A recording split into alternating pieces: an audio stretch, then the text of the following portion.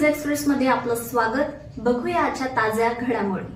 पिंपरी चिंचवड महानगरपालिकेच्या सर्वसाधारण सभेचे ऑनलाईन लाईव्ह प्रक्षेपण सत्ताधारी भाजपकडून बंद करण्यात आल्याने शहरात मोठा राजकीय वाद पेटला। राष्ट्रवादी काँग्रेसचे अजित पवार गटाचे नगरसेवक संदीप वाघेरे आणि प्रसिद्ध कायदेतज्ञ ॲडव्होकेट असीम सरोदे यांनी पत्रकार परिषद घेऊन सत्ताधाऱ्यांवर तीव्र हल्लाबोल केला। संदीप वाघेरे यांनी आरोप केला की महापालिकेचे महापौर हे अत्यंत निर्मळ आणि स्वच्छ मनाचे आहेत, मात्र त्यांच्यावर राजकीय दबाव टाकून महापालिकेत भ्रष्टाचार केला जातोय। स्वतःचे घोटाळे आणि सभागृहातील दादागिरी लोकांसमोर येऊ नये म्हणूनच भाजपने हे लाईव्ह प्रक्षेपण जाणीवपूर्वक बंद केलंय। या निर्णयाविरोधात ॲडव्होकेट असीम सरोदे यांच्या माध्यमातून महापालिका आयुक्तांना कायदेशीर नोटीस बजावण्यात आली असून माहिती अधिकार कायदा आणि संविधानाचा दाखला देण्यात आलाय। येत्या 15 दिवसात सभेचे थेट प्रक्षेपण पुन्हा सुरू न केल्यास मुंबई उच्च न्यायालयात जनहित याचिका दाखल करण्याचा थेट इशारा यावेळी देण्यात आला। महापौरांनी आदेश आयुक्तांनी दिले होते की लाईव्ह लोकेशन चालू करा, पण आता महापौरांनी सांगितलंय की लाईव्ह लोकेशन बंद करण्यात येईल, म्हणजे लाईव्ह प्रक्षेपण। आणि एकंदरीत तुम्हाला सर्वांना माहिती आहे की या महापालिकेमध्ये काय चाललंय काय नाही। महापौर बिचारा एकदम निर्मळ आणि स्वच्छ मनाचा आहे, त्यांनी चांगल्यासाठीच आदेश दिला होता, पण त्याच्याच पक्षाचे इतर लोक त्याच्यावरती दबाव टाकून हा निर्णय त्यांना घ्यायला लावलेला आहे। पण जर योग्य ते आदेश आयुक्तांनी दिले आणि महापौर करतीलच, आणि जर नाही झालं तर त्याच्यानंतर दाखल करून कोर्टाकडनं योग्य आदेश आला त्याला काय होत नाही।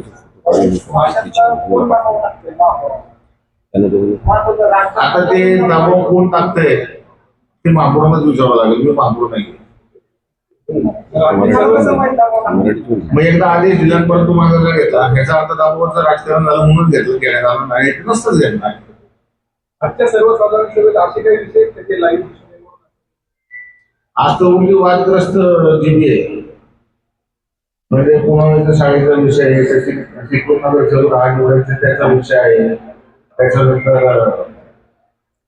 डीपी जो गेले 4 महिने रखडलाय, 5 महिने रखडलाय, तो होणं अत्यंत गरजेचं आहे। तर 3 सदस्य महापालिकेचे निवडायचे आणि 4 सदस्य शासनाचे आहेत, त्याच्यासाठी पण ते थांबलेले आहे। म्हणजे अशी बरेचसे वादग्रस्त विषय आजच आहेत। तर एखाद्या कार्याची किंवा एखाद्या कामाची योजनेची अंमलबजावणी करायची असेल, ठरावं लागतं किंवा काहीतरी करावं लागतं कागदपत्र। पण आता हे तोंडी आदेश देऊन किंवा एखाद्याने लेखी आदेश देऊन हे बंद करणं हे एकगली किंवा हुकुमशाहीचं लक्षण असं वाटत नाही।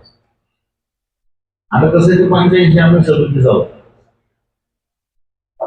आणि ते सत्ताधारी पक्ष आहे, त्यामुळं ते कधी आदेश देतील कधी रद्दही करतील। मग त्यांनी आता ते लेटरवरती दिलाय ते करून का तोंडी दिलाय हे मला माहित नाही अजून। फक्त मी ते काल पुढारी पेपरला वाचली, त्या अनुषंगाने मी सरांशी बोलणं गेलो की असं असं केलेलं आहे। सरांनी त्याची खातरजमा केली आणि चिल्लेकर साहेबांनी पण त्यांचं चॅनलवरती ते प्रक्षेपण दाखवलं होतं आणि आज सगळ्याच पेपरला ती बातमी आलेली की लाईव्ह प्रक्षेपण बंद केलं। काही समितीमध्ये पण चालू झालं पाहिजे का? 100% झालं पाहिजे, 100% झालं। मी तिथे सदस्य आहे तरी मी म्हणतो 100% झालं पाहिजे। बांबू नमुने म्हणून सांगतो, मी ह्या महापालिकेत विश्वस्त म्हणून लागलेलो आहे। मला तिथे काही पैसे खायचे नाही, माझा धंदा पाणी सगळं व्यवस्थित आहे।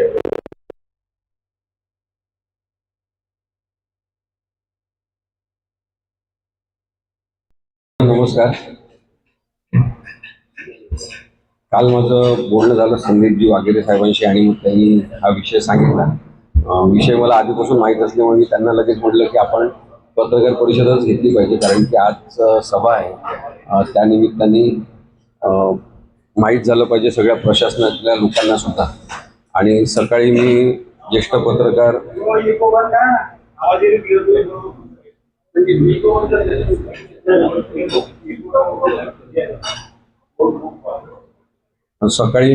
आपले इथले ज्येष्ठ पत्रकार अविनाशी चिलेकर यांचा सुद्धा व्हिडिओ पाहिला, त्यांनी सुद्धा या विषयाची मांडणी तशी केलेलीच आहे।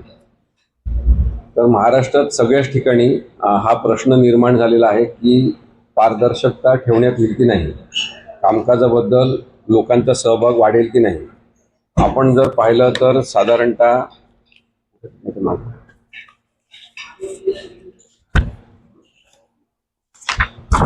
महाराष्ट्रामध्ये 29 महानगरपालिका आहेत, त्यानंतर 246 नगर परिषद आहेत.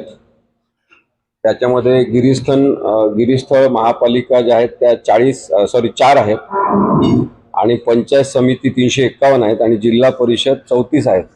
या सगळ्यांना मिळून आपण स्थानिक स्वराज्य संस्था असं म्हणतो. स्थानिक स्वराज्य संस्था म्हणजे जरी लोकांच्या प्रतिनिधींमार्फत ते तिथलं प्रशासन चालत असलं तरी लोकांचा सहभाग त्या स्थानिक स्वराज्य संस्थेच्या कामकाजामध्ये असला पाहिजे.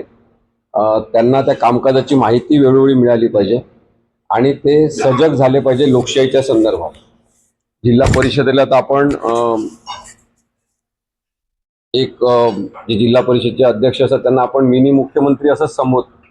त्यामुळे एवढं महत्त्व जर स्थानिक स्वराज्य संस्थांचं असेल तर त्यांच्या कामकाजाचं थेट प्रक्षेपण झालं पाहिजे. मी खूप आधी त्याला औरंगाबाद आधी म्हणायचे, अहिल्यानगरला छत्रपती संभाजीनगरला, तिथे 15 वर्षापूर्वी मी असा विषय मांडला होता की हे सगळे लाईव्ह टेलिकास्ट झाले पाहिजे आणि एवढंच नाही तर तालुका न्यायालय आणि जिल्हा न्यायालयाचे स्वतःचे चॅनल सुद्धा असले पाहिजे, हायकोर्टाचे जसं सुप्रीम कोर्टाचे आता आहेत. कारण की कामकाजाचं जेव्हा प्रक्षेपण होते आणि लोक बघतात की कोण काय बोलतायत, कशी उत्तरं दिली जात आहेत, खरोखर महत्त्वाचे प्रश्न मांडले जातात का, हे पाहून लोक ठरवत असतात की नेत्यांचा दर्जा काय आहे. आता जर काही पक्षाच्या नेत्यांचा दर्जाच खालावला असेल, त्यांचे महत्त्वाचे नेतेच खालावलेल्या दर्जाचे असतील तर मग त्यांना लपवालपी करण्याची गरज पडू शकते. त्यामुळे हा प्रश्न केवळ पिंपरी चिंचवडचा नाही. म्हणून मी संदीप भाऊंना सकाळी मेसेज केला की स्थानिक जरी प्रश्नावर ही पत्रकार परिषद असली तरी आत्ता जे दुर्मिळ झालेलं आहे की राज्यस्तरीय वृत्तांकन या बातमीचं होऊ शकते. कारण की एवढ्या सगळ्या मी मगाशी वाचलं त्या सगळ्या स्थानिक स्वराज्य संस्थांचा हा प्रश्न आहे. आपण आत्ता नोटीस दिलेली आहे महापालिकेला आणि त्याच्यामध्ये संदीप वागेरे साहेबांतर्फे नोटीस दिलेली आहे. त्याच्यामध्ये आम्ही विषयच असा केला की पारदर्शकता, उत्तरदायित्व आणि सुशासन निश्चित करण्यासाठी पिंपरी चिंचवड महापालिकेच्या सार्वत्रिक सभा म्हणजे जनरल बॉडी मीटिंग, स्थायी समिती, स्टँडिंग कमिटी मीटिंग आणि विशेष बैठकांचे थेट प्रक्षेपण, थेट ऑनलाईन स्ट्रीमिंग पुन्हा सुरू करणे व ते बंधनकारक करण्याबद्दल नोटीस आपण दिलेली आहे. याच्यामध्ये महाराष्ट्र महानगरपालिका अधिनियम 1949 मधला उद्देशच आहे की स्थानिक स्वराज्य संस्थांना ताकद मिळाली पाहिजे. ती ताकद जी आहे ती पारदर्शकतेतूनच येऊ शकते असं लोकशाहीमध्ये मान्य करण्यात आलेलं आहे. त्यानंतर माहितीचा अधिकार जो आहे कायदा त्याच्यातल्या कलम 4 नुसार स्वेच्छेने माहिती उघड करण्याची प्रक्रिया सांगितलेली आहे. स्वतःहूनच तुम्ही माहिती उघड केली पाहिजे. प्रत्येक वेळेस लोकांना माहिती मागायला लावायची मग नंतर ती 1 महिन्याने द्यायची, शेवटच्या दिवशी मुद्दामून द्यायची, हा जो अपारदर्शकतेचा भ्रष्ट प्रकार आहे तो थांबला पाहिजे. म्हणून माहिती अधिकार कलम 4च्या नुसार सुद्धा अशा प्रकारे लाईव्ह स्ट्रीमिंग करणं आणि व्हिडिओ त्याचे लोकांना करू देणं ही सोय उपलब्ध करून दिली पाहिजे. त्यानंतर डिजिटल गव्हर्नन्स जे आहे म्हणजे शासन सतत सांगत आहे की आम्ही डिजिटल प्रशासन करतोय. या संदर्भात नगर सचिवालय, नगर विकास विभाग यांनी खरं तर नगर परिषदांना हे कंपल्सरी केलेलं आहे. नोटिफिकेशन आहे माझं, मी आता देतो साहेबांना. नोटिफिकेशनची कॉपी माझ्याजवळ आहे. बार्शीला आम्ही खूप आग्रह करून अशा पद्धतीने लाईव्ह स्ट्रीमिंग सुरू केलेलं होतं. ते सुद्धा कधी सुरू करतात कधी बंद करतात. परंतु माझ्याकडे महाराष्ट्र शासनाचा GR आहे, विभागीय आयुक्त कार्यालय पुणेचं पत्र आहे. महाराष्ट्र नगर परिषद आणि औद्योगिक अधिनियम 1965 नुसार नगर परिषद नगर पंचायतीमधील सभांच्या इतिवृत्त व ठराव प्रसिद्धी करण्याबाबत अशा प्रकारे एक परिपत्रक काढलेलं आहे, ज्याच्यामध्ये थेट व्हिडिओ दाखवण्यासाठी किंवा लाईव्ह स्ट्रीमिंग करण्यासाठी, थेट प्रक्षेपण करण्यासाठी त्यांनी सोय उपलब्ध करावी असं सांगितलं आणि अनेक ठिकाणी तशा सोयी उपलब्ध झालेल्या आहेत. महाराष्ट्रातल्या सुद्धा अनेक महापालिकांमध्ये आता हे सुरू आहे. नागपूर महापालिकेमध्ये सुरू आहे, नंतर नवी मुंबई, मुंबई आणि पुण्यामध्ये पण सुरू आहे. परंतु ते काही काळ खंडित करतात, पुन्हा सुरू करतात, असं करतात. त्यामुळे त्याच्याबद्दलची काहीतरी कायदेशीर स्पष्टता आली पाहिजे. या निमित्ताने आपण जी नोटीस दिलेली आहे, महाराष्ट्रामध्ये पहिल्यांदाच अशी नोटीस एखाद्या महापालिकेला देण्यात आलेली आहे. त्यामुळे सगळ्याच महापालिकांचं जे उत्तरदायित्व आहे लोकांप्रती, ज्यांनी निवडून दिलं त्यांच्याप्रती, ते महत्त्वाचं ठरणार आहे. आता राजकीय नेत्यांना भीती काय वाटते की आम्ही काही बेताल बोलतो आणि ते सुद्धा रेकॉर्ड होतं, लोकांना ते कळते. लोक काही चांगले मुद्दे मांडतात काही नगरसेवक, तेव्हा मग त्याचं ते व्हिडिओचं क्लिप तयार करून ते सर्क्युलेट करतात. मग आता ते त्यांची प्रसिद्धी चांगली करून घेतात, मात्र आमची मात्र त्याच्यामध्ये प्रसिद्धी न होता आम्हाला धोकादायक पद्धतीने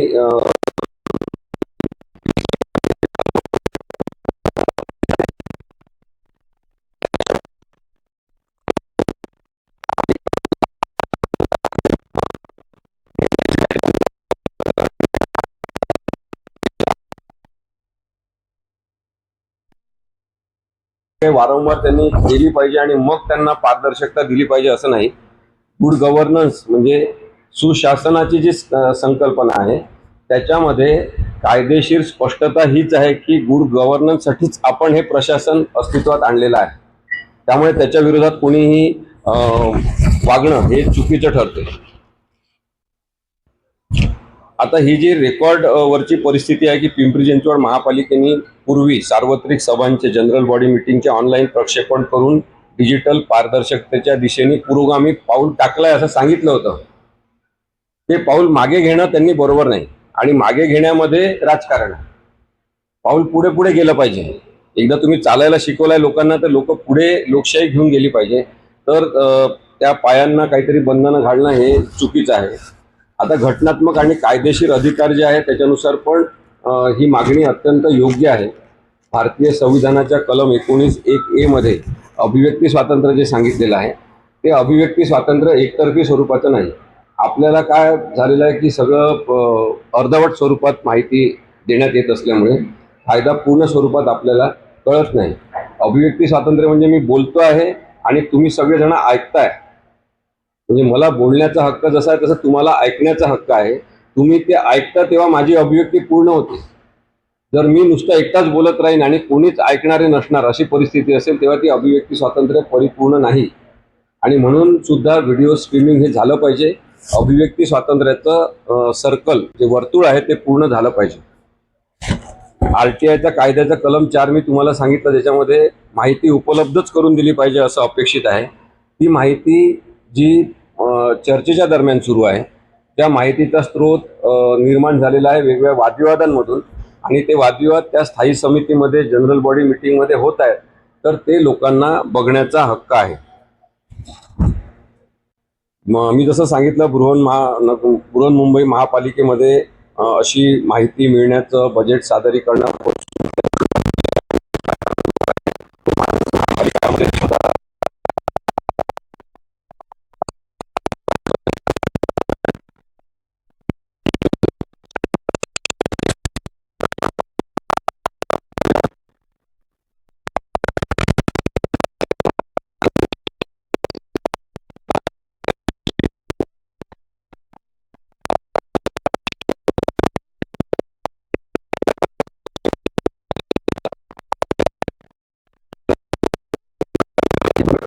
आणि हे ज्यांच्या वेळेस माईक बंद होतात ते महत्वाचं बोलणारे लोक हे सुद्धा प्रस्थापित होत असतात. त्यामुळे हे सगळं लोकशाहीकरण जे आहे ते झालं पाहिजे. तुम्ही यांत्रिक युगामध्ये इतकं मागासलेलं राहू शकत नाही. पिंपरी चिंचवड शहराचा जो उल्लेख होतो तो नेहमी आधुनिकीकरणाचं शहर म्हणून होतो. इथे उद्योग नगरी म्हणून याची प्रशंसा आतापर्यंत झालेली आहे.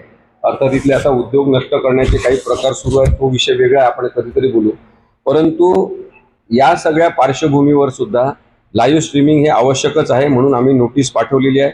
आम्ही संदीप वाघेरेजींतर्फे ही नोटीस पाठवून भविष्य काळातील सर्व सार्वत्रिक सभा, स्थायी समिती आणि विशेष वैधानिक बैठकांचे जाहीर डिजिटल प्लॅटफॉर्मवर PCMC यूट्यूब चॅनल असेल, स्मार्ट सारथी ॲप असेल किंवा तुमच्यापैकी एखादं कोणाचं चॅनल असेल त्यांनी टेंडर काढून त्या चॅनलची निवड करून त्या चॅनलवर दाखवावं. ती कोणती प्रक्रिया वापरायची त्यांचा अधिकार आहे, परंतु त्यांनी लाईव्ह स्ट्रीमिंग सुनिश्चित केलं पाहिजे अशी आम्ही मागणी केलेली आहे.